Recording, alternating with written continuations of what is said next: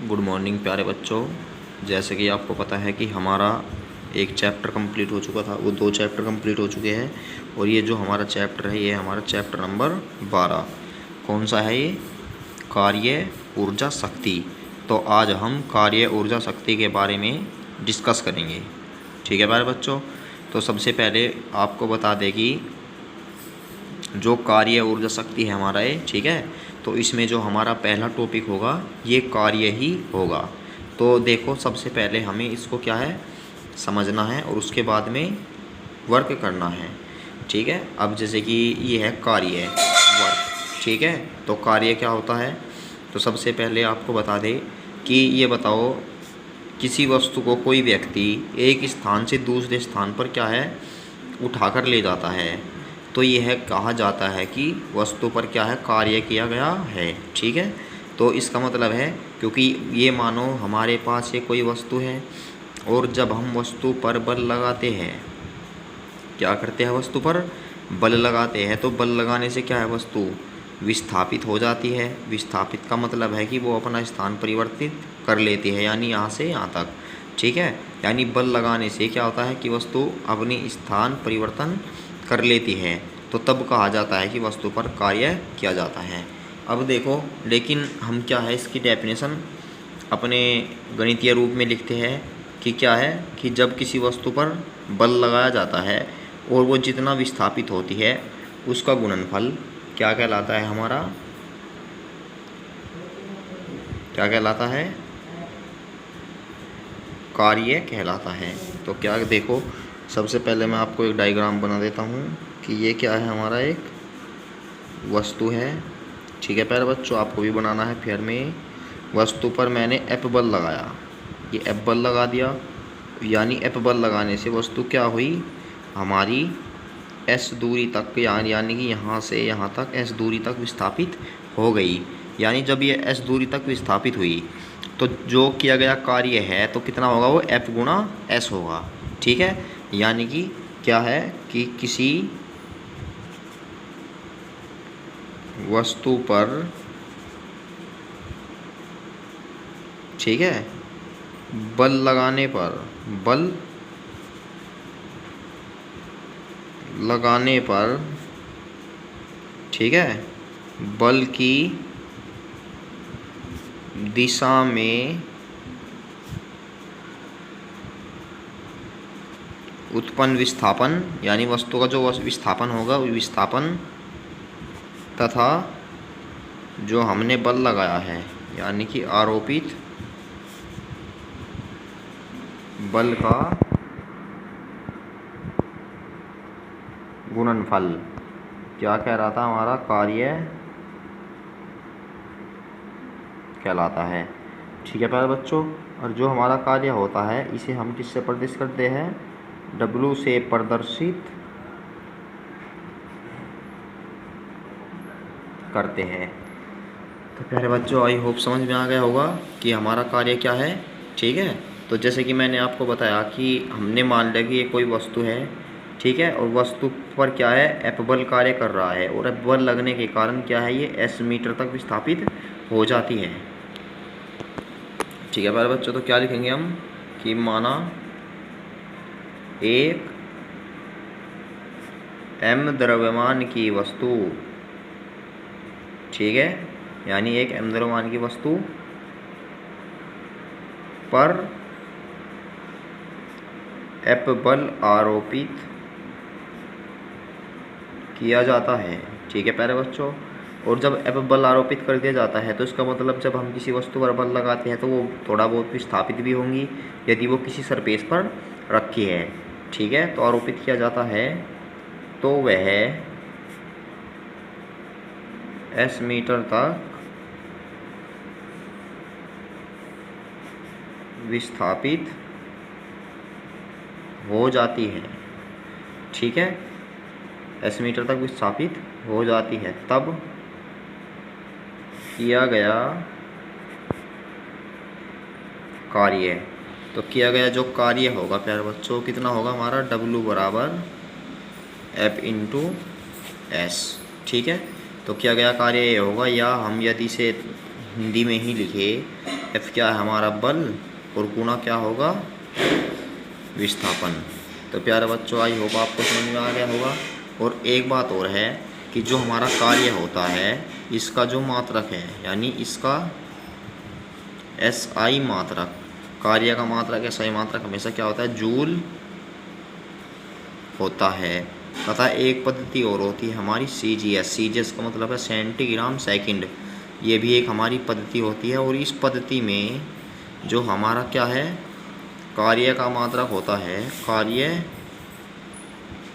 का मात्रक क्या होता है अर्ग होता है। तो प्यारे बच्चों समझ में आ गया होगा कि SI मात्रक जूल और CGS पद्धति में इसका मात्रक क्या होता है अर्ग। ठीक है। और हमेशा जो 1 जूल बराबर होता है वो होता है 10 की पावर 7 अर्ग के, क्योंकि जूल और अर्ग ठीक है ये दोनों में क्या है संबंध है। ठीक है। तो प्यारे बच्चों यहाँ तक आपको क्लियर है डाउट? अगर यदि किसी को डाउट है तो एक बार वीडियो को पीछे करके देख सकता है। ठीक है। अब है नंबर 2 पर। देखो यहाँ से कार्य का हमारा एक और फॉर्मूला बन सकता है। कैसा कि यदि बल क्या है विस्थापन की दिशा से थीटा कोण पर आरोपित हो। यानी यहाँ पर क्या तात्पर्य है हमारा कि जो हमारी वस्तु है ये हमारी ऑब्जेक्ट हो गई कोई भी। ठीक है। और हम क्या है हमने इस पे इसकी क्षैतिज सतह से हमने मान लिया विस्थापन तो ये है और क्योंकि इस दिशा में ही तो होगा विस्थापन हमारा इस दिशा में। ठीक है। यानी जो हमारा बल आरोपित है इस दिशा में लगा हुआ है। तो प्यारे बच्चों सबसे पहले आपको बता दें कि जब भी कोई बल किसी एंगल पे लगा हुआ होता है तो ये हमारा क्या है 11th में जाकर पढ़ोगे आप इस चीज़ को। अब वैसे ही सीख लो कि जब भी कोई राशि किसी थीटा कोण पर आरोपित है और उसे हमें घटकों में तोड़ना है तो जिस रेखा पर ये एंगल टिका रहता है वो तो रहता है क्षैतिज घटक। और क्षैतिज घटक को लिखते हैं हम कोस थीटा। यानी जोन सी भी राशि यहाँ पर होती है उसके साथ लगा देते हैं कोस थीटा। और इसके बाद हमारा जो ऊर्ध्वाधर अक्ष होता है ये होता है एफ साइन थीटा। तो आई होप प्यारे बच्चों समझ गए होंगे, क्योंकि एफ साइन थीटा एक बार लिख लो फेयर में। एफ साइन थीटा कहलाता है हमारा ऊर्ध्वाधर घटक। ठीक है, वर्टिकल कंपोनेंट। और जो हमारा ये कहलाता है कोस थीटा ये कहलाता है हॉरिजॉन्टल कंपोनेंट। तो आई होप प्यारे बच्चों समझ गए होंगे सभी। ठीक है, तो अब चलते हैं हम अपने इसी में ही क्या होगा। ठीक है, चलते हैं। चलो अब देखो यहाँ से हमने मान लिया, क्या मान लिया कि माना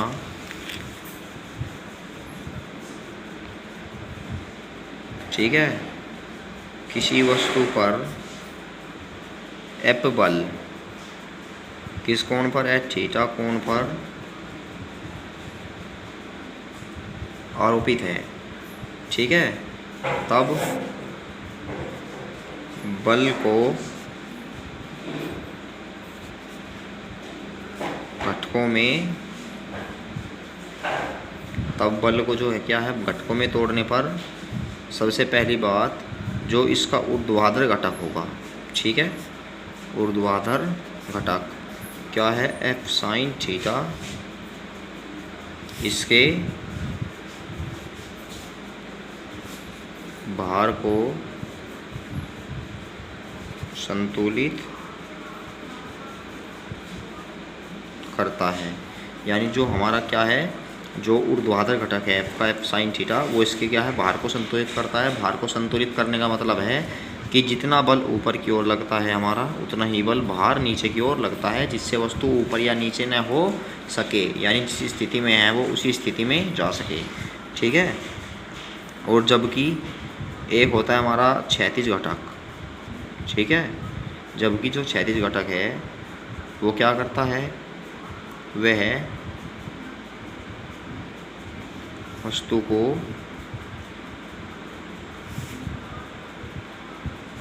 गति,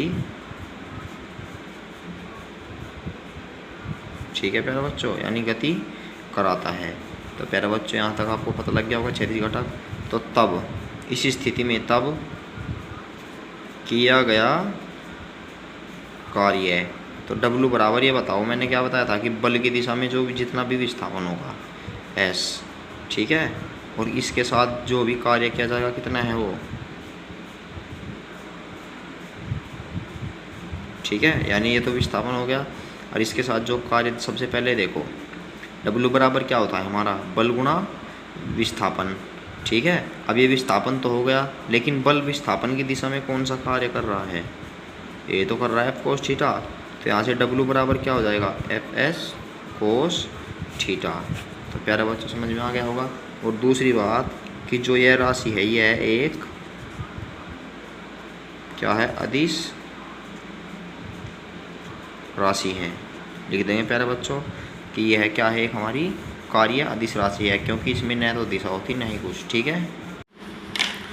तो इससे आगे प्यारे बच्चों देखो हमारी कुछ स्थितियां है, ठीक है, यानी क्या है, कुछ कंडीशन है हमारी। और कंडीशन क्या है, देखो सबसे पहले कि जब किसी वस्तु पर क्या है, जो बल है थीटा बराबर कितने डिग्री पर लग रहा हो, 0 डिग्री पर, ठीक है। तो इस स्थिति में जो किया गया कार्य होता है W बराबर Fs cos 0 डिग्री। अब हमें पता है कि cos 0 का मान, देखो यहाँ पे नोट कर लेना कि जो cos 0 का मान होता है वो 1 होता है, ठीक है।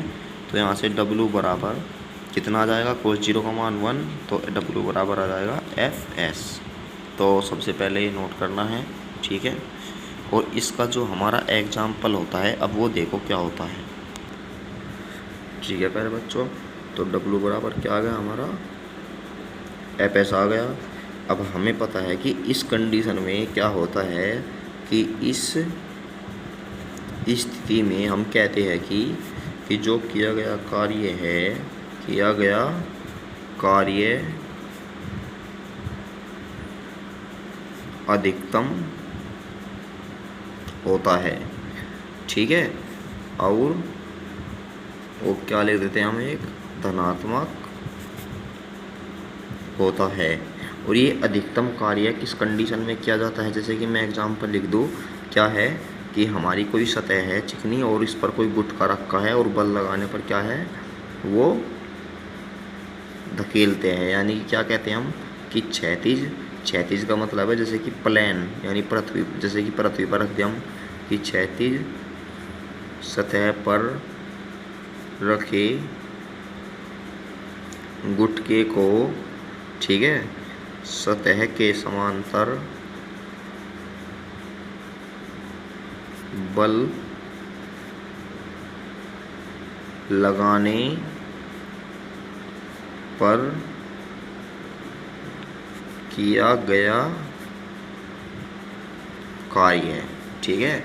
ये क्या है, इसका उदाहरण है। अब इसके बाद में हमारा जो नेक्स्ट पॉइंट है इसका सेकंड स्थिति, वो क्या है कि जब थीटा बराबर हमारा कितना हो, 90 डिग्री हो। तो अब ये बताओ जब थीटा बराबर हमारा 90 डिग्री होता है तब, ठीक है, W बराबर क्या होगा हमारा, Fs, फॉर्मूला क्या था, cos थीटा था। तो यहाँ से जो W बराबर आएगा, W बराबर कितना हो जाएगा, Fs cos थीटा की वैल्यू कितनी है हमारे पास, 90 डिग्री, ठीक है। तो W बराबर ये कितना होगा, cos Fs। और एक बात हो रहा है यहाँ पे लिख देता हूँ, याद कर लेना इन्हें कि cos 90 की जो वैल्यू होती है वो होती है 0। तो W बराबर, तो cos 90 की वैल्यू कितनी हो जाएगी, 0। और जब हम 0 में किसी चीज़ की मल्टीप्लाई करते हैं तो किया गया कार्य भी कितना होगा हमारा, 0। तो क्या इससे क्या समझे प्यारे बच्चों हम, यानी कि जब क्या हो कि जो वस्तु का विस्थापन है, यानी जब वस्तु का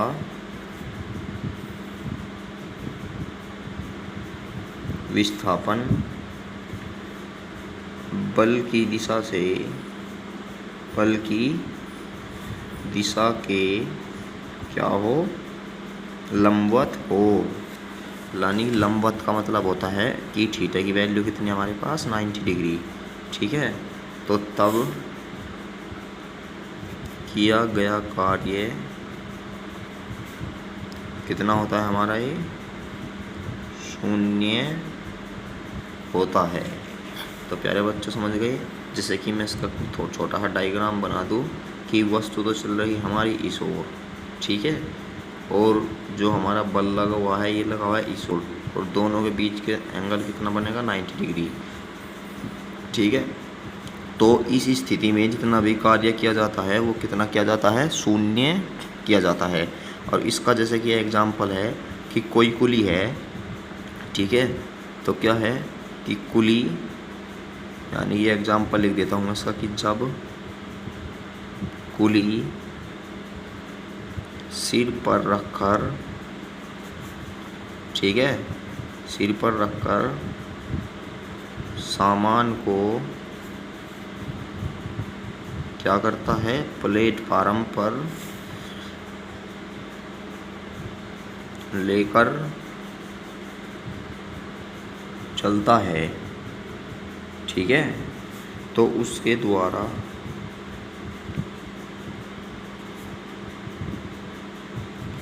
किया गया कार्य कितना होता है 0 होता है। क्यों होता है? देखो वही कंडीशन है, देखो जो हमारा कुली रहता है, ठीक है, ये सामान रखा हुआ है, विस्थापित तो इस ओर होता है, लेकिन जो बल लगा हुआ होता है वो किस ओर लगा हुआ रहता है हमारा बल ऊपर की ओर, ठीक है। तो दोनों के बीच कितना एंगल बनेगा 90 डिग्री, क्योंकि जो वस्तु है वस्तु पर बल क्या है, देखो वस्तु व्यक्ति पर तो लगा रही नीचे की ओर बल, और व्यक्ति वस्तु पर लगा रहा ऊपर की ओर बल, ठीक है। तो दोनों के बीच कितना एंगल बनेगा विस्थापन किसके 90 डिग्री। तो 90 डिग्री होने के कारण जब हम थीटा की वैल्यू 90 रखते हैं तो कोस 90 की वैल्यू क्या आती है हमारे पास 0। तो इसका मतलब है कि किया गया सारा कार्य क्या हो जाएगा हमारा 0 हो जाएगा, ठीक है। अब जो थर्ड पॉइंट है हमारा ये क्या है कि जब थीटा बराबर 180 हो, 180, देखो प्यारे बच्चों 180 का मतलब है कि विस्थापन तो हो रहा है हमारा इस दिशा में और बल लग रहा है इसके विपरीत दिशा में, ठीक है। पता लग गया तुम्हें? अब ये देखो ये वाला क्या है, यानी कि ये बताओ जो हमारा फॉर्मूला था W बराबर क्या था ये FS कोस कितना था थीटा, फॉर्मूला ये था कोस थीटा। तो यहाँ से W बराबर FS क्या लिख देते हैं कोस 90 डिग्री। तो ये बताओ सबसे पहले आपको चूँकि मैं बता दूँ कि कोस जो 180 की वैल्यू होती है वो होती है -1। देखो प्यारे बच्चों ये तुम्हें मान 10वीं में सीखने को मिलेंगे, लेकिन अभी फ़िलहाल इनको याद कर लेना, ठीक है। और ये क्या हो जाएगा हमारा कोस 180 की वैल्यू -1, तो W बराबर क्या आ जाएगा -FS। तो आई होप यहाँ तक आपकी समझ में आ गया होगा। तो क्या होता है कि इस स्थिति में किया गया कार्य क्या होता है ये ऋणात्मक होता है, ठीक है। और साथ ही साथ क्या होता है इस स्थिति में कार्य न्यूनतम भी होता है, ठीक है प्यारे बच्चों। आई होप यहाँ तक आपका डाउट क्लियर हो गया होगा, ठीक है। और इसके क्या है कुछ एग्जाम्पल भी है, जैसे कि एग्जाम्पल क्या है इसका, देखो एग्जाम्पल कि हमारे पास क्या है कि व्यक्ति है, 2 व्यक्ति है, एक तो व्यक्ति हो गया हमारा, ठीक है, और एक व्यक्ति ये हो गया। यानी जब ये व्यक्ति दोनों ने क्या है रस्सी पकड़ी हुई है, यानी जब ये इस साइड को खींचता है और दूसरा व्यक्ति इस साइड को खींचता है, तो दोनों क्या है विपरीत दिशा में, क्योंकि ये बताओ कि ये व्यक्ति से इस साइड में खींच लेता है, यानी ये व्यक्ति खींच जाता है, लेकिन ये बल क्या लगा रहा है इसके विपरीत दिशा में, और विस्थापन हो रहा है इसका किस दिशा में आगे की तरफ को। तो इसका मतलब क्या है कि जो बल है जब बल की दिशा विस्थापन की विपरीत दिशा में होती है तो उस स्थिति में थीटा की वैल्यू कितनी लेते हैं हम 180, और किया गया कार्य भी कितना होता है हमारा माइनस का होता है, ठीक है, ऋणात्मक। तो एग्जाम्पल में क्या लिखेंगे हम कि रस्सी कस के खेल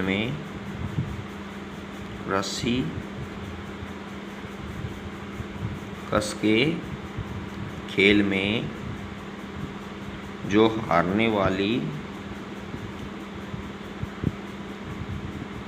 टीम द्वारा किया गया कार्य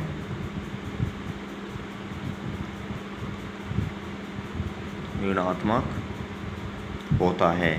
ठीक है मेरे बच्चों, तो आई होप यहाँ तक आपका डाउट क्लियर हो गया होगा। ठीक है, मैंने इसके मात्रक और इसके जितने भी थे वो करा दिए थे। अब इसके बारे में हम अपनी नेक्स्ट वीडियो में डिस्कस करेंगे, क्योंकि वर्क लोड आप पे ज़्यादा हो जाता है, इसीलिए क्या है, जितना कराया जाए आप उतना ही साथ के साथ फेयर में नोट करते जाए। ठीक है प्यारे बच्चों, तो अब मिलते हैं अपनी नेक्स्ट वीडियो में।